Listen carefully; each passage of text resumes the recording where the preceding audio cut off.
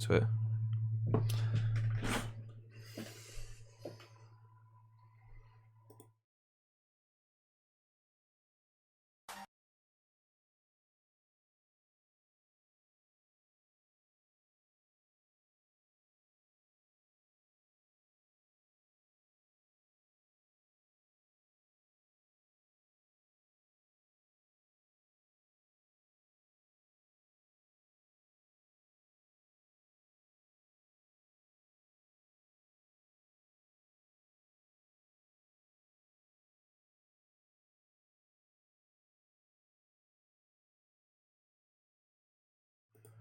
Hello everyone and welcome to the FPL Cougars live show. I'm Chris and today we're going to be previewing our first drafts for the 1920 season, chit-chatting about getting value out of formations, who we see as value picks, who's overpriced, as well as answering questions from the chat. Exciting stuff, isn't it, Kieran, to be live on YouTube? Yeah, it's going to be good fun. Right, so before we get into the show tonight, we just want to plug ourselves and say if you haven't yet subscribed to us on YouTube or whatever platform you're using now to view us, then do it right now. This season we're going to be previewing every game week, probably going to be two shows a week. And Kieran and I are also very active on Twitter. If you're not already following us, please do, at FPL Cougars. That's all one word, and we'd love to chat with you on there too. So we're going to start the show tonight by talking about some of the main news that's come out from the Premier League, mainly yesterday with the announcement of Frank Lampard. Chelsea, obviously new manager. Good move for Frank and good move for Chelsea, Kieran? I think so. I guess he's the best they could have got, or the homeboy coming back home. I think he'll be good for them, to be honest. So he did fairly well with Derby, didn't he, last year? So, obviously inexperienced, but I think he's got what it takes, to be honest. He knows that club inside and out. All the players will respect him. So I think it should be a good appointment. What do you reckon? I'm looking forward to seeing how he gets on, because it's good to see an English manager get a job at a top 6 club. I think it's going to be difficult for him with the transfer ban, and it seems that he and I think Jody Morris is going to be in as his assistant, who's previously worked at Chelsea in the sort of the reserve team and the academy, worked in and around the academy, but I feel like they're going to try and bring through more bring through more academy players than they have done before, and bring back in a lot of players they've had out on loan in previous seasons. I think it's going to be really tricky for him to get Champions League football this season, considering how inexperienced he is. Like, I'm having a look at his stats at Derby last season. 42% win rate. I know it's a different club and a different league, but his attack and defence was fairly similar, so 90 goals scored and 70 against. So he wasn't particularly a defensive manager, and I think the 90 goals was only the 7th best in the league. So, the 69 goals was only 7th best in the league. So I think in terms of, it's going to be a bit of a surprise to see how he gets on. Yeah, I agree. Going forward FPL wise, what do you think he's going to be lining up with next year? Any ideas? Well, I think Pulisic seems like the most exciting new option, doesn't he? He's been having is it the Gold Cup he's taking part in right now for America? Yes. And he's playing quite well in that, so I think he's an exciting prospect for Chelsea fans. I'm looking forward to watching him, because there's been a lot of talk about how Sancho knocked him out of the Dortmund side last season. Yep, 7.5 finally added to the game. Yeah, do you think that's quite a lot for him? Most expensive Chelsea asset now. So I do think it is quite. I don't know. I think he's probably priced about right, actually, to make you think about buying him or not. If he was like 6.5, 7, you'd probably get him straight away, because I think he is going to be their main man next year. So yeah. What do you think? Who? I mean, there's loads of questions with this now for FPL, like striker wise. Like, who's going to be their striker? Who's going to be their front three if they're doing that? I mean, Giroud is the only striker or senior striker that's left there. There's obviously got Tammy Abraham coming back, possibly from loan, Batshuayi from loan from Palace. So if Giroud at 7 million, can be the main striker, you'd expect him to be, right? Then he could be really, really, really good at 7 million. Their fixtures after United are really good.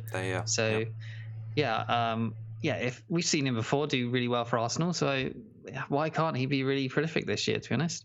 Pulisic and Willian, Pedro, whoever else, just feeding him balls, and headers. Yeah, I think it'll be good. I'm also quite interested to see how well the two young English lads get on, Ruben Loftus-Cheek and Callum Hudson-Odoi. When they get back from those horrific injuries, I don't know if you saw that Ruben Loftus-Cheek posted up a video of him walking shortly, so I don't think he's going to be back. Neither of them will be back by the start of the season, but if they can sort of build up for late August, early September, and potentially start getting in the team, I think they could offer some good value there.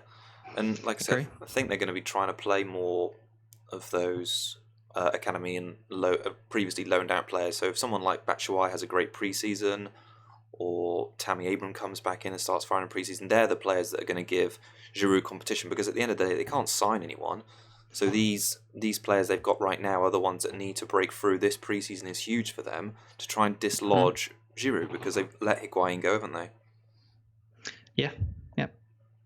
I mean, even they could bring back Morata. To be honest, he's still on loan at Atletico, so there's that option. Obviously, Morata doesn't want to come back, but that is a possible option. But I think Giroud, he only got 55 points last year, 828 minutes, but in that time he got 2 goals, 4 assists. So for limited minutes, that's not bad. And obviously Tahir is talking about in the chat that he thought that Hazard was the reason they were quite slow, which he did slow things down quite a lot, I suppose.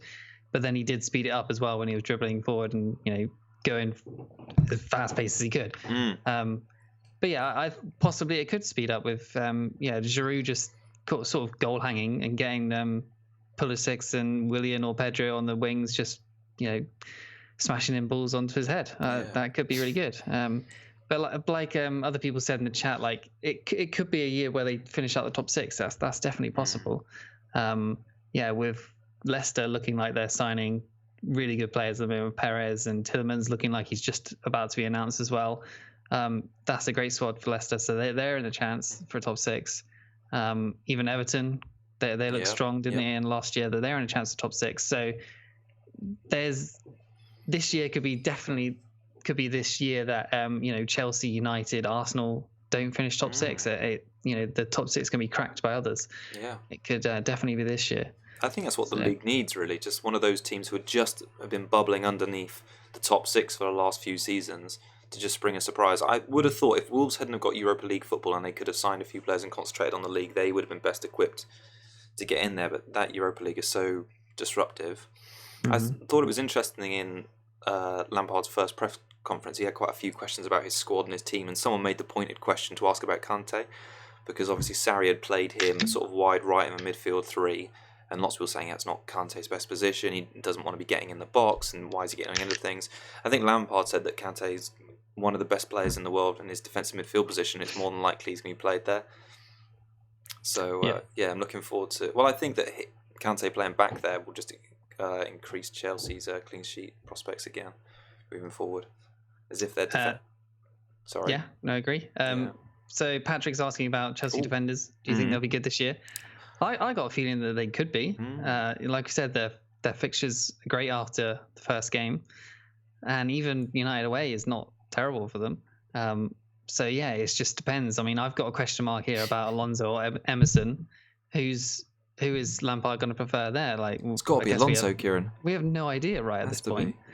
Ben Scott. Does it have to be Alonso? I don't know. Well, he's got the. We want him back from an FPL point of view, don't we? We only lost him. Though. Yeah, but I'd pay it. Would you? Yeah, because he still outscored Laporte last season, didn't he? I'm pretty sure he did. No, I don't think he did. I think he was about 10 points behind, but not far. Okay. Well, anyway, Ben Scott in the chat said, "Can't Lampard just be a player manager? We go straight into his team." Kind of agree. I miss Lampard and FPL. It would be great, wouldn't it? Yeah. What do you think he'd be priced at nowadays? Oh, he'd be I think he'd be a premium. Be a 12. No, I think he'd be about David Silva-esque, like 7.5. Be a premium. It'd be Sanchez on 7. All right, so that's Lampard. Should we get on to our teams, because that's what this video is all about? We've been working on these drafts for a week and a bit, maybe, just tinkering, seeing things here and there. And anyway, let's have a little look at them. I'm sure people in the chat will want to see and ask questions and share their teams as well as we go through. I think rather than jump straight into player by player, maybe we should start by talking a little bit about formation, because I think that's going to be quite a key thing this year. It seems like there's been a bit of a shift away from the traditional 3-4-3, which has been really popular. Maybe the last 5-6 years I've been playing. Anyway, so you've got 5-3-2 at the moment. What's the thinking behind that? Well, it was pretty evidence from last year that, probably due to Liverpool defenders doing so well, but others as well, that the value was in defence. Mm-hmm. There was just, Robertson, the first defender to ever break 200 points for FPL. He had a huge season, obviously, and you can't really see Liverpool's defence going backwards this year, can you? Because, they'll be gelled, just won the Champions League. They should be primed to continue, and they've got decent open fixtures, haven't they? Yeah. That leads to two premiums already, probably Alexander-Arnold and Robertson. Maybe Van Dijk for the 0.5 cheaper if you really need to. I don't think that's a bad call, but which one you get rid of, not sure. I have Mende in there at the moment, but I've heard today that he's apparently not going on the City tour. And he is injured. He's probably going to miss the start of the season as well. So Zinchenko could be in there. Angelino's obviously just got signed as well, which could be a threat to Zinchenko or Mende. Digne as well. Obviously got that big price rise, 6 million. Created the most chances in the Premier League with defenders by far. 6 million seems a bargain, to be honest. I think their fixtures are obviously great as well, and can't really look past him. And then on top of that, Holebas I've got at the moment. I think he had a great start to last season, didn't he? Something like 4 assists and like 1 goal in 4 games of the opening 4 fixtures, something like that. And I'd bet he starts again really well, to be honest. We know he's got it in him. So 5 million, maybe slightly bit too much for defense, but I don't know. And then there's you could possibly go Spurs defense. Their fixtures are okay. Laporte is obviously 6.5. Then you've got keepers as well. Set and forget 6 millions. I mean, season wide, the defense is probably going to do well again. Yeah. I think that going back to the formations and how we've presented ourselves here, 4-4-2 and 5-3-2, I was having a look back at how last season ended and the stats that I could draw from that. So I think it was about 30% of the top 50 managers last season were playing with 4 or more defenders for more than half of the season.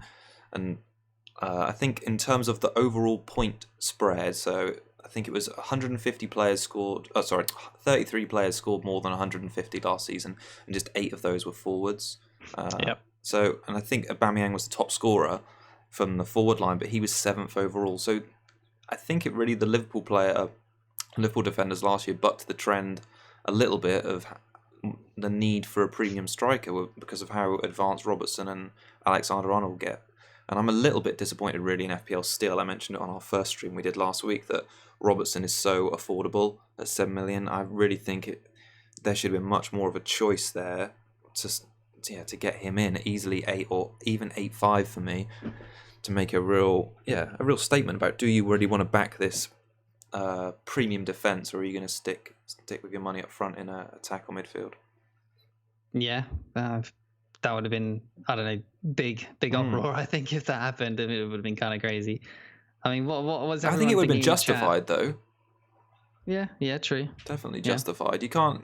There's a player who's outscoring premium strikers like Aguero and Aubameyang, Harry Kane, albeit he didn't play every minute last season, and still he's like 3 or 4 million. I put out a tweet last week that I think Robertson was the 4th highest point scorer in the game last season, but yet this season there are 28 players who are more expensive than he is. That's just intrinsically wrong with the game. That shouldn't happen. So he's just like he's almost value in that respect. Well, there was a tweet from Adam Hopcroft on Twitter. So he was talking about top scoring players sub 7.5 million last year. So that was Robert at 213, VVD at 208, TAA at 185. This is the top 10 coming. Fraser at 181, Jimmy at 177, Laporte 177, Millie 166, Louise 164, Alonso 161, and Aspie 158. So 7 of the top 10 are defenders. So, and then obviously they're all priced 7 and below this year. So why would we not be getting them, right? They're going to probably outscore all the 6.5s, all the 6 6 5s and 7 million mids. Well, maybe not all of them, obviously, but yeah, most of them will. We assume Liverpool are going to have a good defensive year. City will probably do well as well, and Chelsea up there with Alonso and Aspie. Yep. So yeah, the stats are there that it's just all pointing towards premium defense. Whether we all just back out of it at the time, we see Aguero and Aubameyang getting hat tricks on the first day and we're all screwed. But yeah, that if we're all in the same boat, then yeah, that'd be great. But I'm voting everyone go 5 at the back this season, so we're all in the same boat. So there's no forwards you fancy even a little bit as we head into 1920? I mean, the cheaper ones, yes, but or premium forwards. Aguero, maybe. What about from 9-5 up? Maybe let's say Lacquer up or Vardy. Have they come across any of your drafts? Yeah, I had Vardy in like my first one, but other than that, he hasn't graced my squad. What do you like about him? Why would he be in your just team? Penalties and just a not from a top 6 size. That price point is attractive-ish because it's not 12, and he's always consistent basically. So yeah, with Maddison, Tielemans, Perez, all of them now looking like they're going to be feeding him goals. I feel why not? He seems like a good bet, but again, at the same time, he might be too expensive compared to the defense. So what do you think? Yeah, no, I get your point there. Vardy was actually one of the first considerations. When I saw the prices come out and I saw Vardy in at 9, I was thinking, this is fantastic. I've got to base my team around getting Vardy in, because despite their tricky start to the season, Vardy's got a great record against anyone, and with Brendan and exciting football, it looks like, coming to the King Power again, it looked like he was going to be a shoo-in for at least another 20 goals this season, so I was really considering him. But when you take into account the value that's still in defence with these wing-backs who are taking set pieces, who are taking free kicks, corners, shots in open play. I mean, look at Alexander-Arnold last season. He's getting forward. I think he's due more goals this season. It just proves there's better value. And I mean, shamefully, you can't have players you want all the time. I think the way we need to think about it is that those wing backs like Digne, Robertson, Arnold, Mende, if he's fit, you got to think about them as 7 million mids, because that's basically what they are. Yeah. Because and they're getting more points, they're getting clean sheet as well, aren't they? So, I think 5 at the back needs to you need to pretend it's a 3-5-2 or something, but you've actually got 5 at the back. If that makes you feel better. But I think I'll be either going 4 or 5 at the back. I think 3 premium defense is definitely a must. 4 is preferable. 5 if you want to push it. 2 rotating 4.5s as well is decent. But at the same time, there's Gibson at 4.0, who might be the only 4.0 that might get some minutes. So he's a decent bench option. Should we take it through position by position and talk about the options we've got and who and why we've chosen them? And perhaps people in the chat can join in on this, because I think we're going to start with the goalkeepers first and talk about pairings. Now, there's been quite a lot of discussion about rotation this season, and especially in the past. It always used to be a good tactic to have two 4.5 rotating goalkeepers. So this season, teams with good rotation pairs in that regard are Brighton and Watford. Unfortunately, that would mean Foster at 5 million and Ryan at 4.5. Another one is Wolves and West Ham, but unfortunately Patricio and Fabianski are both 5s. Those 2 pairings there, home and away, avoid the top 6 all season. So from that point of view, they're great, but the price point is potentially wrong for a lot of people's teams. Now, at the moment, I've gone with a 4.5 and a 4.0. You've done the same. Have you had any sort of inkling in towards going premium, or even going at mid-price with a goalkeeper? Not looked at mid-price even slightly. I think it's 4.5 and trash 4.0, or it's 6.0 and or 5.5 in Lloris.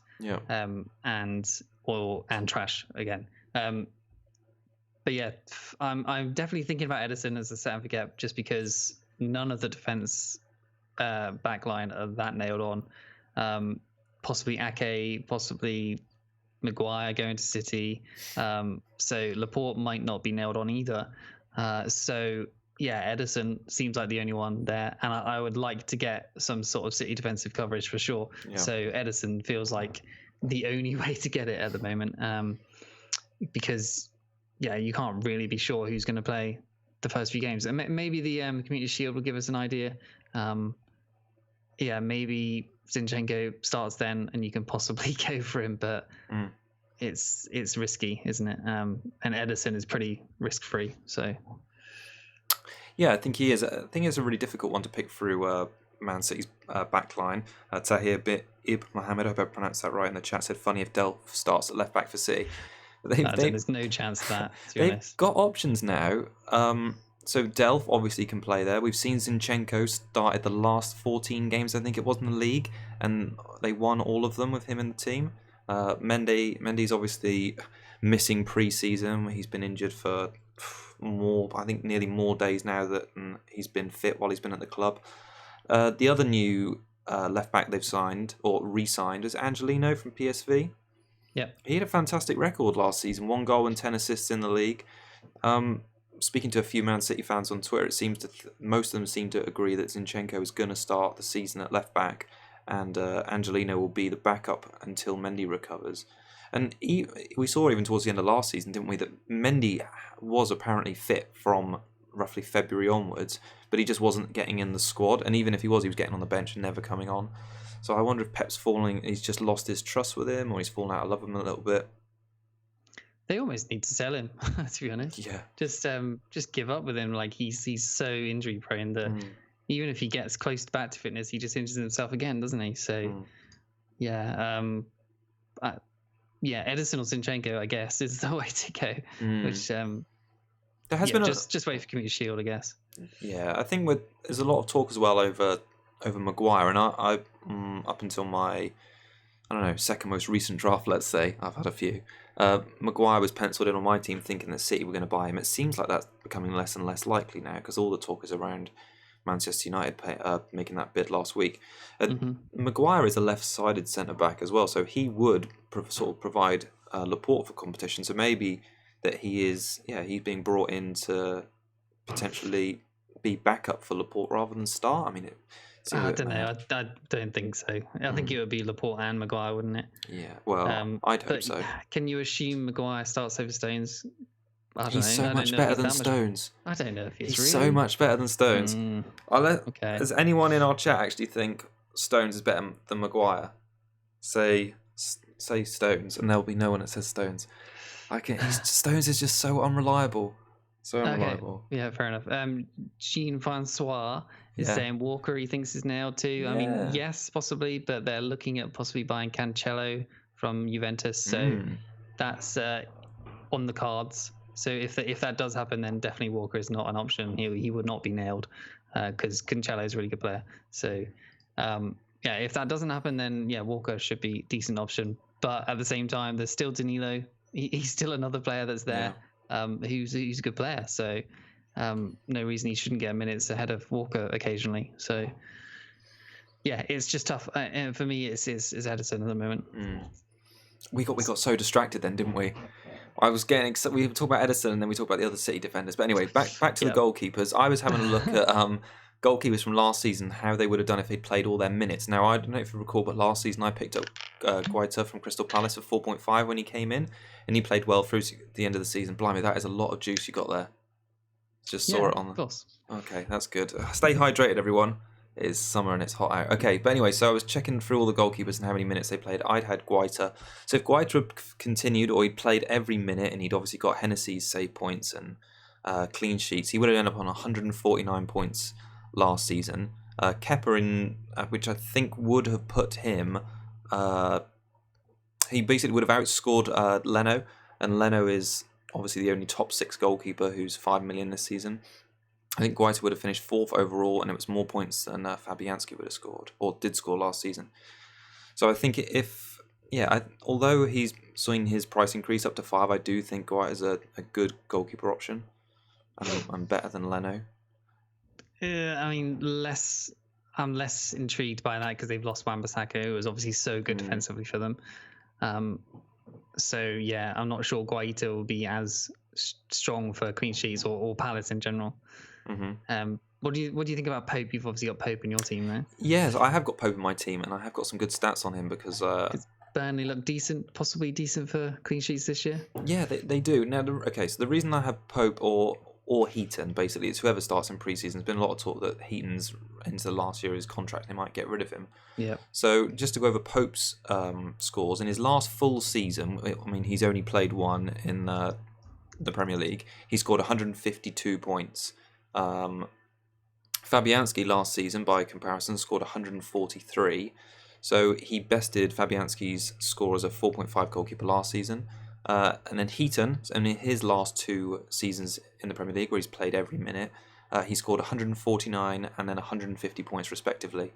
So those 3 Burnley keepers in the 3 full seasons they've played have scored 149, 150 and 152 points, which sounds to me like pretty damn good consistency. So I would take 150 points from my goalkeeper because I believe Edison scored 160.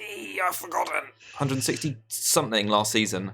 Yeah. So to only finish, yes, potentially 10 to 15 points less than a keeper that's 1.5 million more. That seems like great value. Yeah. Have I sold you? It's just who's nailed on for me. Like, I think either of them could just come in at any point. You just don't know, because they're both just as good as each other. So, and yeah, Manx One is saying Joe Hart, he's still there. So that's true. Joe Hart is still there, but he's never getting on the pitch again. He was dropped. Probably not. So historically, the minutes I've just been talking about there, when Sean Dyche picks a goalkeeper for his Premier League season, they stay in. He only changed it last season because Joe Hart was that bad. Also, this season they don't have Europa League, which is why they had I think they had a bit of a knock-on defense, why their defense was so poor.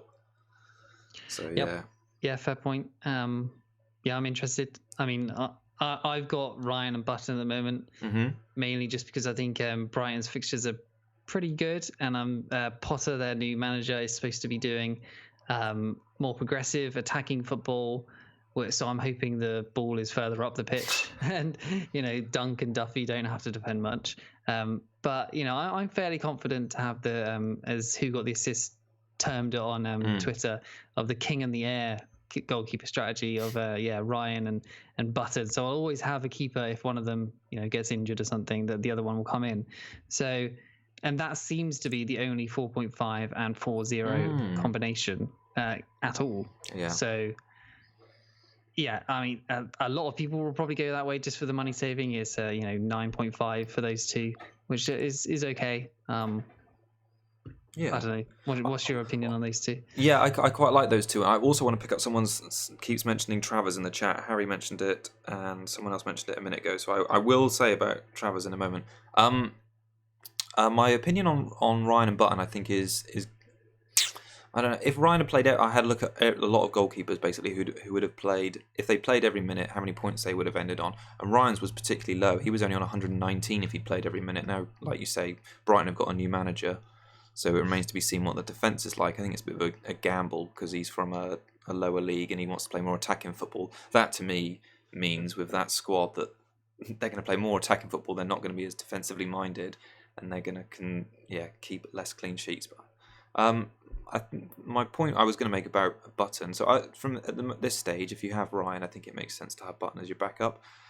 I haven't got Button. He's interestingly the most picked 4.0 goalkeeper bench fodder. I think he's owned by nearly 23% of people or something like that, which is really quite high.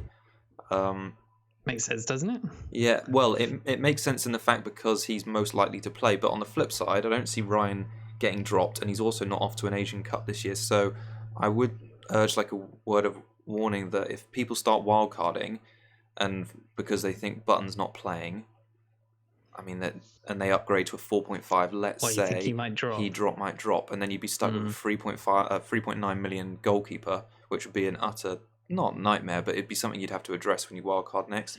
Yeah. So I mean, it doesn't matter for you so much because you've got Ryan and Button and you might play, but for me, if I've got someone who is other than Ryan in goal, I wouldn't want to have Button because basically he wouldn't get mass transferred out and lose his value.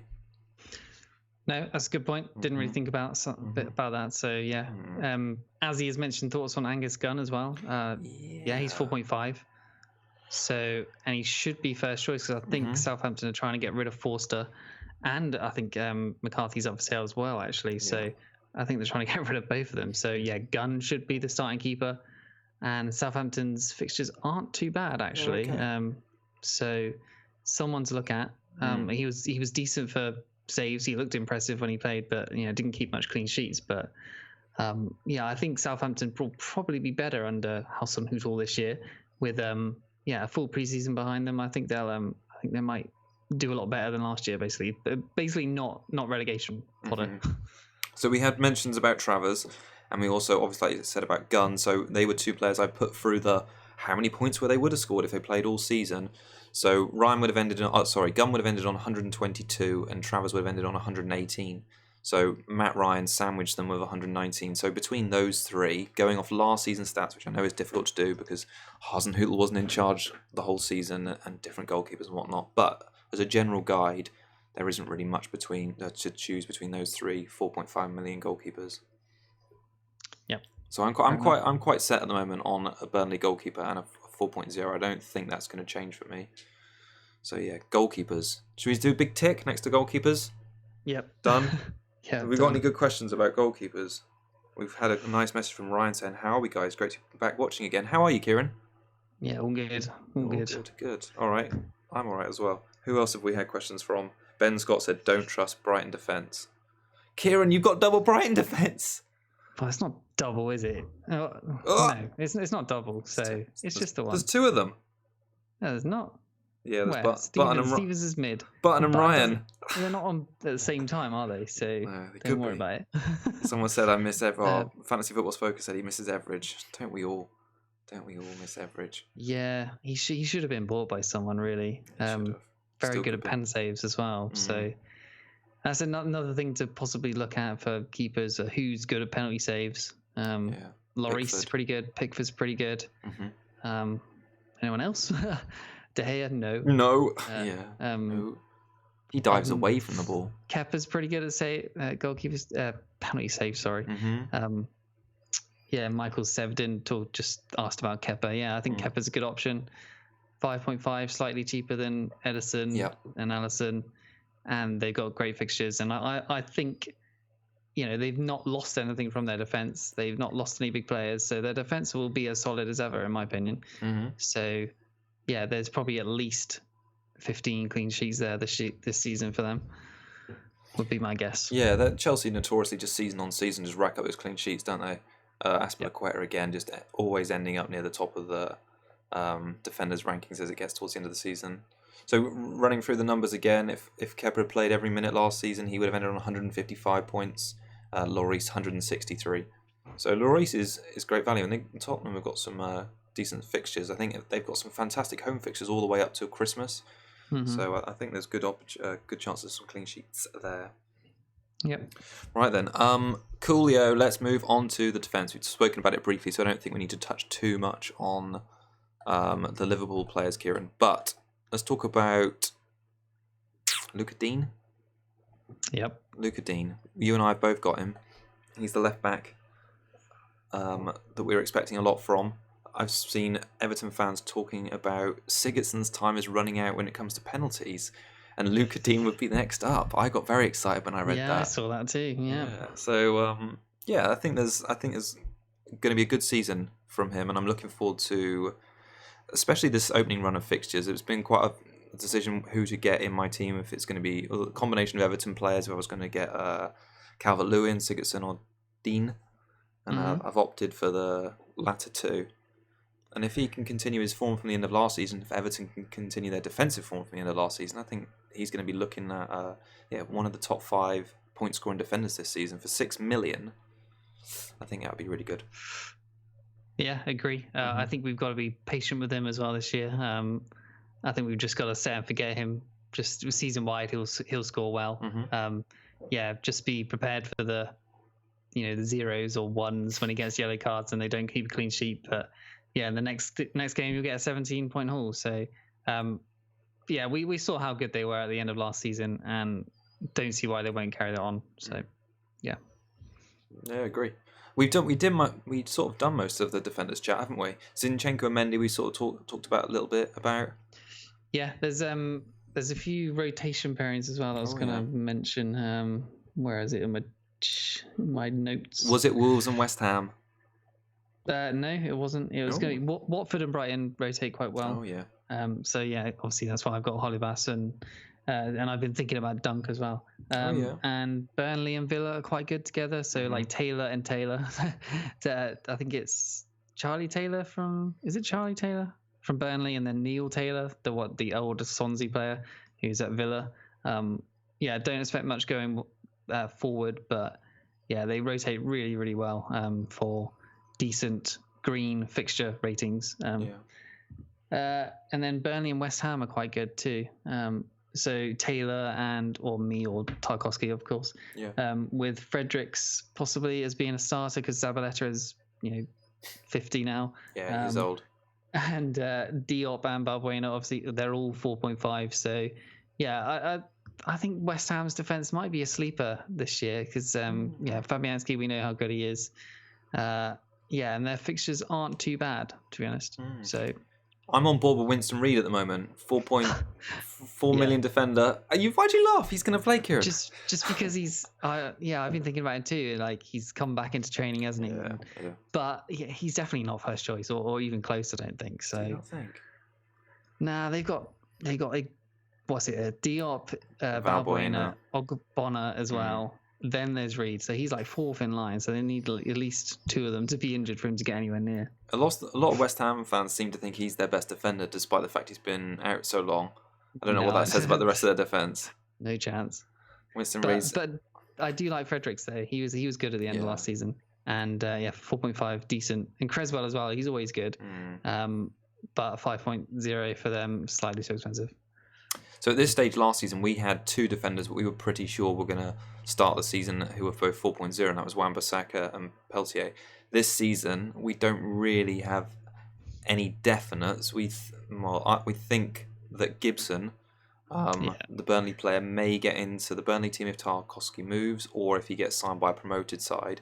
And then the only other one potentially is Winston Reid, which I'm keeping fingers crossed for, but it's slim picking. So where would you go for 4.5 defender? You said about 4. Dunk. 4.5 or 4.0? 4.5. Okay. Watford, I think, decent. West Ham, as I was saying. So there's Kiko Femenia, Watford, 4.5. Yep. We think he'll be the first choice because I don't think Janmat's great. Just keep an eye on pre-season for that. Most of the rest of practically all of the rest of the defence are 4.5 there. But it's hard to tell who's going to be first choice other than Hollybass, who's obviously 5.0. Foster, their goalkeeper, great last season for me. Great for lots of people last season. 4.5 hero. Gone up to 5.0 this year, which sucks. 4.5. Dunk I was looking at as well. Who else is there really? Taylor, Neil Taylor, both the Burnley Taylor, the Villa Taylor. And other than that, would you touch Lacazelle's? He's 4.5, I think. Not really. No, Newcastle are just complete avoid. I think. Huge question mark. There's a question mark. St James's Park sized question mark at Newcastle, and it's not good. I think we're struggling for 4.5 defenders. Dunk would be mine. I mean, there has been talk about how if Maguire goes to City or United, Dunk has been sort of touted as a replacement at Leicester. That could be interesting because a few centre defenders sort of shift around, and a 4.5 million Lewis Dunk at Leicester would actually be a pretty decent pick. Yeah, I'd be into that. Yeah, it's one to keep an eye on. Jean-Francois has also mentioned Adam Smith. I've completely forgot about him. He could be great. But they've got two obviously awesome first games, haven't they, against promoted sides? So, I like that. And I have actually been looking at him, but I've completely forgot about him. So, Adam Smith's a good shout. Yeah. Assuming he's a starter. Okay. Have we covered defenders? I think we have, haven't we? Yep. With premiums and budget ones. So let's move on to the midfield. You and I have both got three players the same. You're obviously only sticking with we've got three at the moment. I've got those three: Salah, Sterling, Sigurdsson. It's the triple S, and Zaha. Yep. Rounding it out. We both got Dendoncker on the bench. Is there anyone who's sort of come into your mind as I might break up those three there? Because I have to say that since Perez has gone to Leicester, I've been thinking about him a lot. Yeah, he's been in my latest draft, Perez. There's honestly, there's so many picks like in this range that could do well, and it's given me anxiety because I don't know which ones to pick. You know, because there's just so many that could do well. There's Mora, who's being overlooked at 7.5 for Spurs. He would probably start the season because there's no Son, and yeah, we know how well he can do well. Perez, obviously. There's Gross as a really under the radar pick at so Brighton. Much. Yeah, he's like 1.6% owned at the moment. Obviously, it's a low sample size at the moment, but he had 160 odd points the year before he was injured or something, and I imagine he'll get 150 plus this year probably if they're playing a more attacking game under Potter, and possibly arguably on penalties. He's on set pieces, free kicks. I expect him to do well, to be honest. And if he's going to be really low owned, then he could be a massive differential. And obviously, there's Maddison, there's Tielemans possibly going to Leicester as well. Perez, all three of those are decent picks. What about Harvey Barnes as well? Harvey Barnes, probably going to get pushed out the side. I would imagine. I was thinking about that today. I would thought Perez takes his place, maybe. Yeah, probably. Then there's Gabriel Diop has just mentioned Yarmolenko. There's lots of players in West Ham as well. There's Yarmolenko, Anderson, Felipe Anderson at 7.5, Lanzini your 6.5. boy. You love Lanzini. Even Noble, as we've talked about, the chat has been talking about, probably on penalties at West Ham at 5 million. Yeah, he could be a shout. He likes an assist as well. He likes goals. Yeah. There's even Ali Eriksson.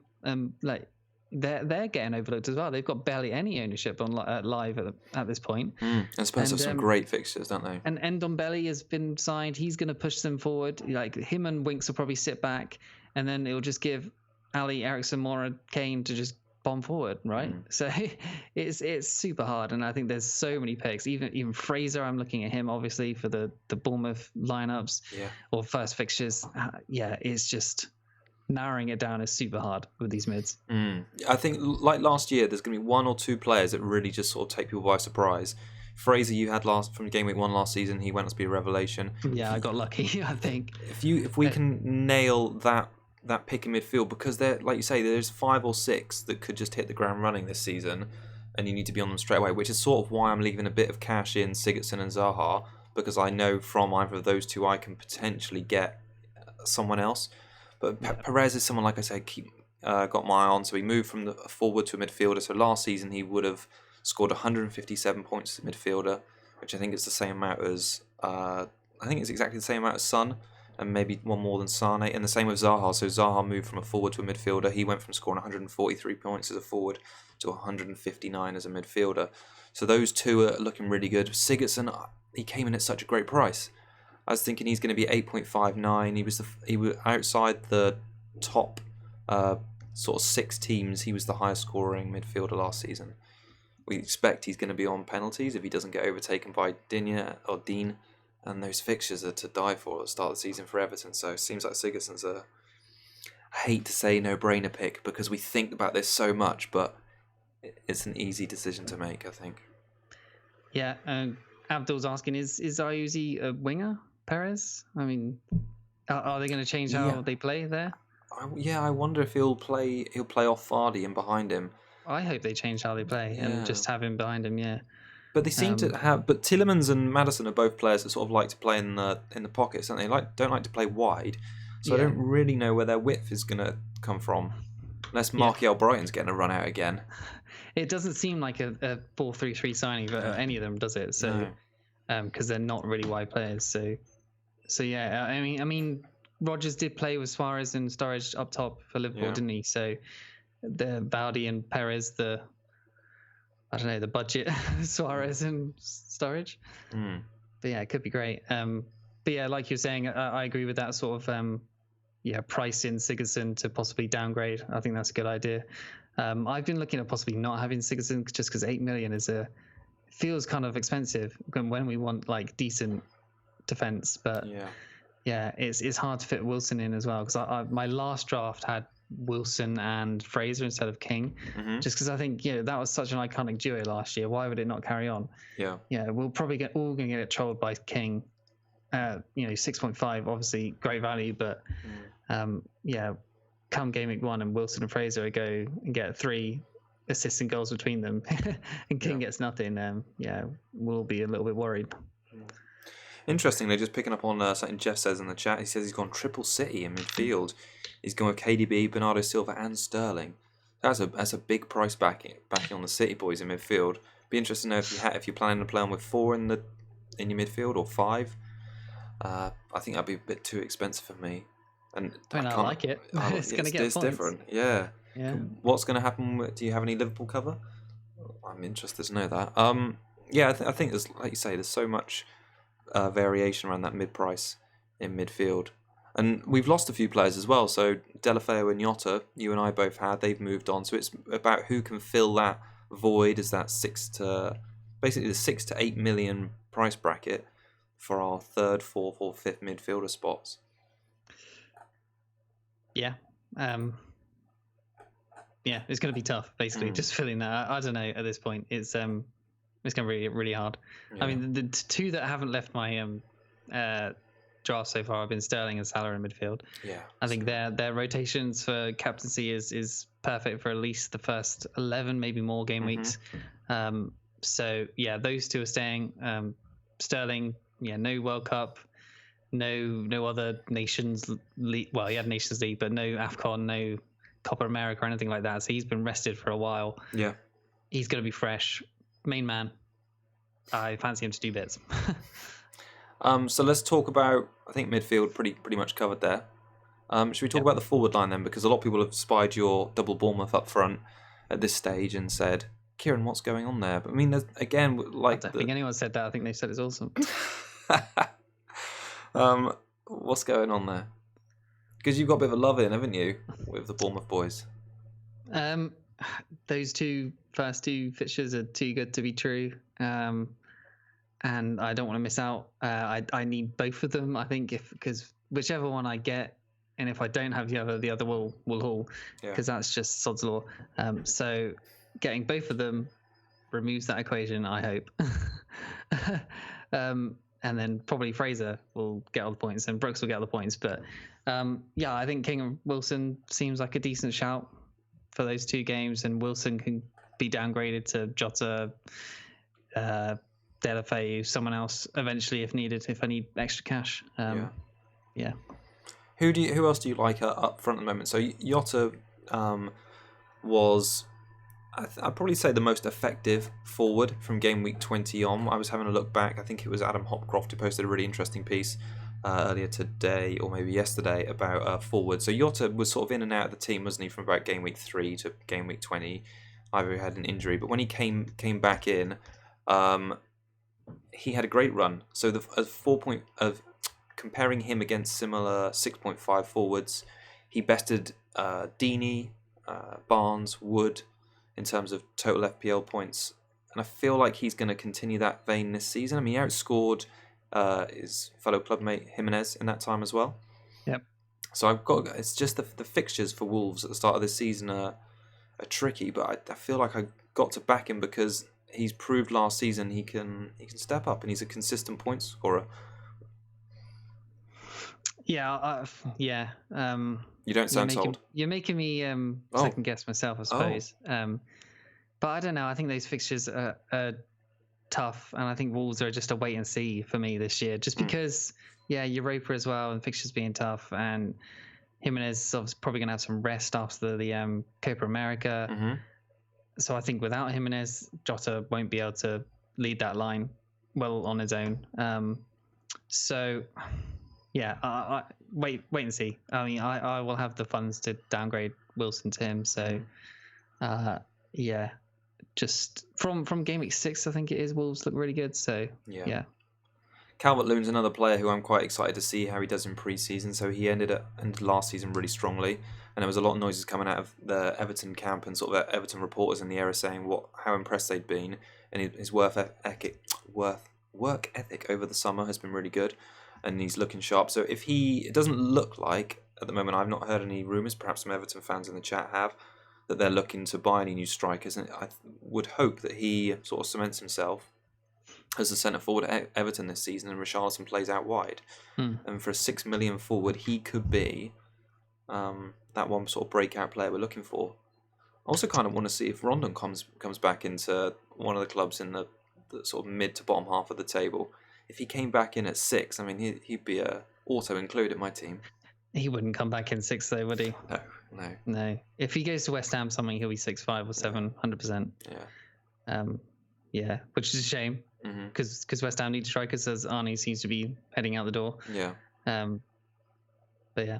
So what we're talking about forwards then, and generally speaking, you and I have both got some bench fodder.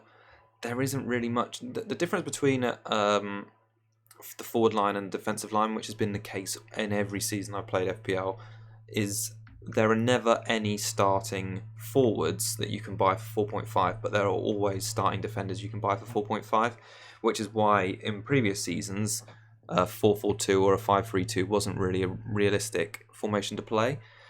This season, who do you sort of see as the best benchable 4.5 million strikers, or is there any you that even want to suggest at 5? 5, I've not even looked, to be honest. There's the McGoldrick guy. Yeah. I think is possibly one I think he's a starter, right? But to be honest, I haven't even looked at him. But 4.5 wise, Wickham, we've both got him at the moment. Hodgson likes him.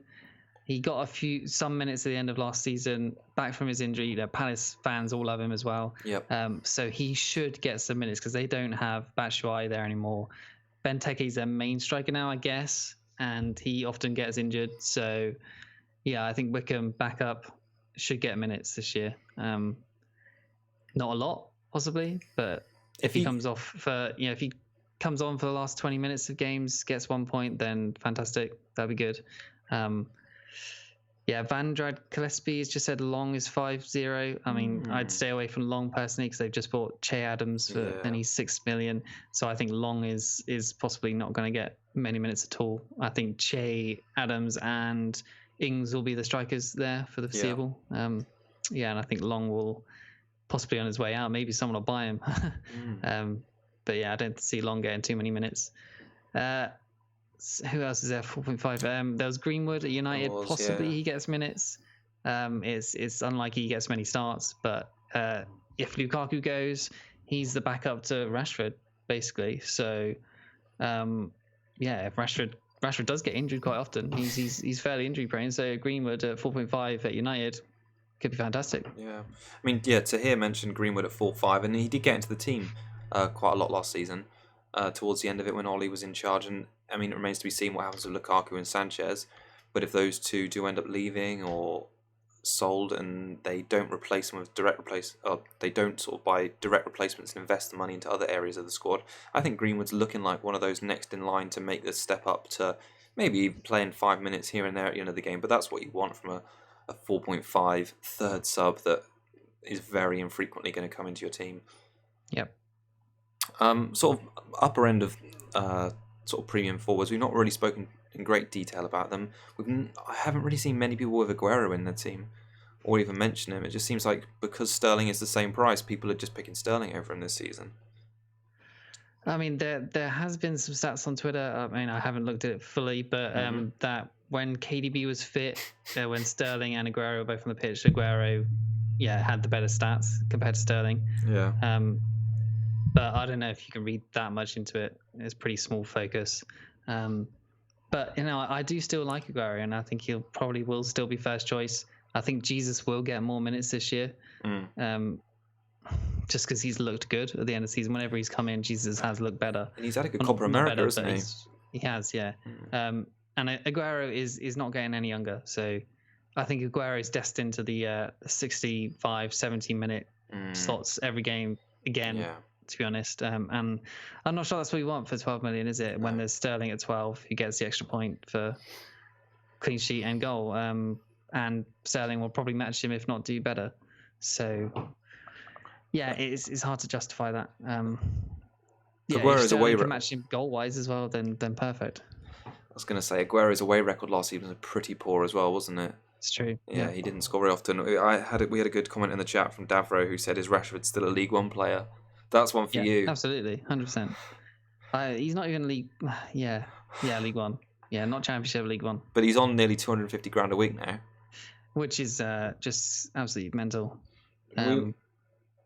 It's just beyond crazy. I'm I'm lost of words. It just makes me crazy. Kieran has a deep disdain for Rashford as a player. What game was it we watched recently? I think it was the England in the UEFA Nations League, and the game had barely started, and Rashford made a run in behind, and Kieran criticised him after like the first few minutes. So yeah, he's not a fan. He's 8.5 as well this season. He's quite expensive. If he was 8 and United had any chance of being good, then I'd be slightly interested. But yeah, it depends if they buy Fernandes, because if they buy Fernandes and keep Pogba, I'd be more interested in Rashford then. Yeah. All right. But what about Kane? He's the other one that's dropped a lot in price, 11 million. He has. Good fixtures. Yes, very good fixtures. Well, like I mentioned earlier about Tottenham, Kane's home fixtures up until about Christmas are all potential captaincy ones. So if you weren't going to go big in midfield or have two premiums in midfield, aka Sterling and Salah, you'd probably have Kane up front and reinvest that extra million in your squad somewhere, because I think he is a captaincy option for every game he plays at home. I think a lot still remains to be seen in terms of his fitness, because it feels like he needs a really good preseason this season to convince me he's fit again, because he just looks so sluggish. The end of last season, even in he didn't have much chance to recover for the Champions League final and the UEFA Nations League. But he just feels like he's been getting injured with little niggly ankle injuries for maybe the last 6 to 8 months, and he's not really looked really, really sharp. A sharp Kane heading into game week 1, I'd be really, really interested. But at this moment in time, it's a wait and see. Big wait and see. Yeah, I agree. He has that August curse, doesn't he? Still, so. He just doesn't look the same player to me after his injuries. Even for Nations League, he did absolutely nothing. He did absolutely nothing in Nations League. So, and he's got good players around him in the England team. Sterling, Sancho, Ali, everyone else. So, I just, even if he was 10 million, I probably wouldn't pick him. He just doesn't seem the same player. And I think, Eriksen seems better value. Mora seems better value. Son seems better value in that Spurs squad. Yeah, it's a shame, really. It's a shame. It is. I mean, maybe he has a good year, but I think he's. I mean, I hate to say past it, because that's probably not the case. But no, maybe he is. Sorry. The England strikers are getting absolutely pasting from you tonight. Kane past it, and Rashford League 2 player. I'm passionate about my country, all right? Yeah, I know. I'm slagging them off. All right. I don't know how much they're all we've got to discuss tonight with our first draft reveals. Should we take some? Anyone want to ask us any questions about it? Yeah, because we've covered. What have we covered? Let's just recap. Let's just do a recap. We've covered the formations. We've covered our teams. What it's like now that Chelsea have got Frank Lampard as manager. Defensive line, midfield line, forward line. We've covered it all, haven't we? There's quite a lot of players I haven't picked your brain about, who I think maybe I'll just name some players who I'm keeping a really small, teeny tiny look at pre-season. Kieran Trippier's one. Yep. 5.5 million. Spurs have got some great fixtures. If he stays, we know Poch likes him and starts him, and he will have had a rest this summer. I might even consider having him over a City defender. I think he seems like a good pick. Yeah, he's been in a few of my last drafts. So with Aurier, I think Aurier was injured, but I think he should be back in time for the season. But yeah, I think he should start at least. It just depends if he's going to continue starting. Maybe Vertonghen's the one to go for, or maybe Lloris in that defence. Vertonghen should be nailed on. But I don't know. Yeah, Trippier's an option. So we had a question from Joe Taylor who said, what are your thoughts on Zinchenko? Pep was hyping him up at the end of last season. We did sort of discuss this a little bit earlier. I'm a big fan of Zinchenko, basically because they've got the similar sort of this bit hair. He started finished 14 games in a row he played for City at the end of the season, and they won them all. And I would guess that because Pep didn't include Mende, that Mendy's either fallen out of favour and then he got injured and now he's not going on a pre-season tour. A lot of things are pointing towards Zinchenko starting the season. Obviously, Angelino coming back from PSV and being 5 million in the game is a bit of a worry considering how well he played at PSV. But for now, I think it's Zinchenko's place to lose, unless Fabian Delph comes in. Yeah, and also Jeff was mentioning earlier, he had that 3 mid of City. Yeah. He said he's Liverpool attack. It was 3 Liverpool defence. So I think that's an interesting way to go. Instead of Salah, you got the Robertson, Trent, Van Dijk.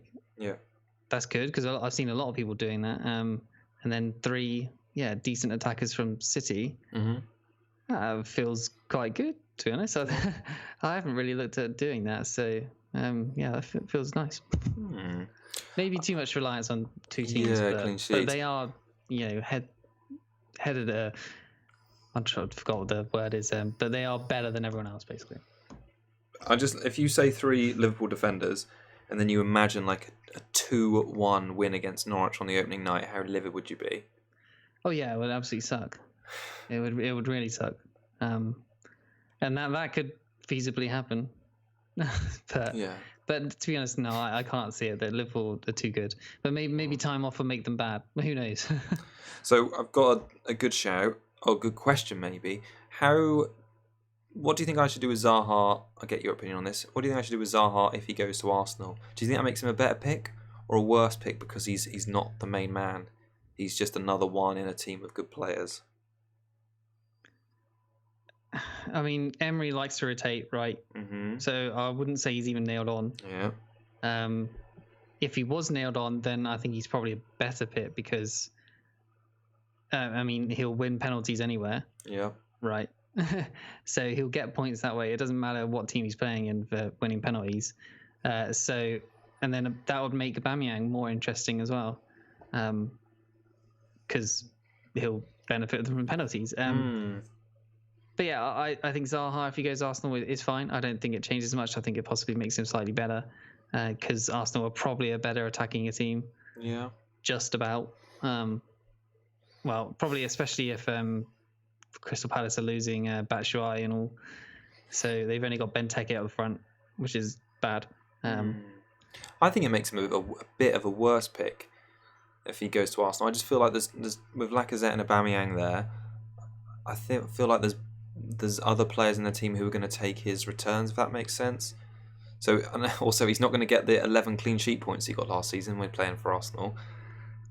He finished 10 goals, I think it was, last season, and I'm not sure I could see him replicating that at Arsenal. I feel like he'd be more of an assister for Aubameyang and Lacazette, and mainly through penalties. I don't know. That's one to watch because I think if Zaha does end up getting that move to Arsenal, I'd probably go for Perez instead of him. Yeah, that's fair enough. Mm-hmm. I mean, I've been thinking about him quite a lot. I like sometimes I just feel like I don't like him for sort of an unknown reason. I just don't think he'll do well. But then, I got him at the end of last season, and he was a huge part of why I got back up to the 15k finish. Mm-hmm. And he was terrorizing teams. So I don't see why he won't be doing that again. To be honest, he hasn't looked that great in AFCON either. I've watched a few highlights of him, and he hasn't looked that good. Mm-hmm. So I don't know. Maybe he just needed the break. But it's tough to say with him, to be honest. He's another player that there's been rumours of Salah and Mane and all that lot being rested for the first few weeks. Zaha's coming back late as well, so he might even be someone that's rested too. So something else to keep an eye on with him. You need to keep talking while I just find the league code to post in the chat. Oh, I'll have to try and find some questions then. Okay. Arsenal would move to a 4-3-3 with Zaha. Yeah, you're probably right. There'll probably be Zaha on the left. Who would go on the right? Who would be up the middle? Lacazette middle, Aubameyang right, maybe. I'm not sure about that. Lots of people overlooking the Burnley forwards, both 6.5. Yeah, kind of agree, Ben. I do like Barnes and Wood. They're both solid, aren't they? Solid picks. But I think after their probably from about game week 6, I think their fixtures get really, really good. So yeah, I think their options from then. Maybe not from the start, because there just seems to be better ones with better fixtures, i.e. King, and Jota has obviously proven well. What else we got? I can't believe I'm getting adverts on our own YouTube video. God, trying to watch it. Okay. Yeah, new signings as well. We haven't really talked about them yet. There's we have a bit. What do we think of Wan-Bissaka at United? Do you think United are going to turn up at all this year defensively? I think if they can get one more centre defender, it seemed they went off for their pre-season tour they're going on Sunday. Yeah. And I think Ollie gave some comments to the media today saying they're working on at least two more deals. I think he said was his phrase. So I would think they're still trying to get another defender, because it's been clear they've made a bid for Maguire. So I think if they can bring another defender in who potentially plays instead of Smalling, obviously I sort of see Maguire only like a 40% upgrade on Smalling. I really want them to go out there and buy like a really, really top centre back. I don't know where it's not going to happen. Maguire or nothing, I think. I know. Yeah. So I don't see their defence improving a lot, but I think it'll be better than last season. And we know Wan-Bissaka's a bonus point hog because of the tackles he makes, which is what you're getting from him. You're not getting any attacking play. I think he's the only defender who is 5.5 or higher in the game who didn't have a shot last season on target. So you're really getting him for his defensive stats. I think he could be a all right pick, to be honest. Maybe even Shaw on that side instead of Wan-Bissaka. But I think United's defense could, surprise everyone. Surprisingly to probably all of us as well. If they do buy Maguire, then I think that'll be an upgrade. Obviously, Wan-Bissaka is obviously a huge upgrade on Young, and De Gea could have a really good season again. And with Lindelof and Shaw, I think that's a good back five, including De Gea. So, it could happen. I hope it does. I mean, you and I both want Manchester United to do well. We're both casual to full-time supporters, somewhere in the middle. Yeah. The other two signings, I watched United stand most days on YouTube. Oh, do you? Mark Goldbridge, yeah. And the two signings are supposed to be Maguire and Fernandes. So, I think if those two come in, then our 11 is looking a lot better. Vince Chapman's saying Pogba's handing in a transfer request, which it wouldn't surprise me. I don't know if that's definite news yet, but we need to double check the mini league code. This year's code is 6 letters. Okay, we will check that. Ignore that then. Chris just screwing things up. Yeah, you made the league. Did I? Yeah. Anyway, okay. Okay, well, I'll look at some point. We'll sort this out, guys. Okay. Any more questions? I feel like we've exhausted all of our talking points here. Yeah, I mean, this is all early days still. Like, none of this is set in stone. So, live video, just because it's all up in the air at the moment, isn't it? So it's just talking points rather than set in stone confirmations. So, yeah. Tielemans has arrived at Leicester, says Joe Taylor. I like it. 6.5 million. Yeah, you should know that he starts at least. New definitely. Signing, you'll know he starts. Yeah. Whereas Perez, you don't. No. Big mystery up in the air. Right, shall we Ripley wrap it up? Yeah. Okay, all right. Well, thank you to everyone for joining us. We are going to do more live shows as the pre-season progresses. The plan for the FPL Cougars videos leading up to the start of the season. We're going to do pre-season recaps when every team has played a round or two of games, and then as we build up towards the start of the season, we're going to do more videos and preview our final team as well before, I think probably on the Monday or the Tuesday before the season kicks off on the Friday night. So it'd be great to have you guys with us. More questions. Obviously at this stage, like Kieran says, we are just going crazy on the previews. There's so much stuff still up in the air. I mean, there's teams without a kit on the game. I don't like it. They need their proper sponsors on. Anyway, so there's a lot to go. Thanks everyone for joining us. We will post our league code, correct one, on Twitter and on the YouTube description. So we're more than happy to have you in there. We amassed nearly over 250 players in the mini league last season, and we had Shannon, who came top. And I think she finished like 12th or 13th in the world. So the FPL Cougars League was red hot last season. Red hot. Yeah, I've seen her back in there already. I've looked for her. Oh, so right. hopefully she has a good season again. Yeah, right. She needs top 10 this season. But I'm going to beat her, so I'll be top 1. Okay. All right. Is there any final comments you want to add? No, I think that's it for now. We'll see you next time. Cool. All right. Well, thank you to everyone for watching us in the chit chat. We really appreciate you sticking with us, and we will see you soon. Bye from me. Cheers and bye.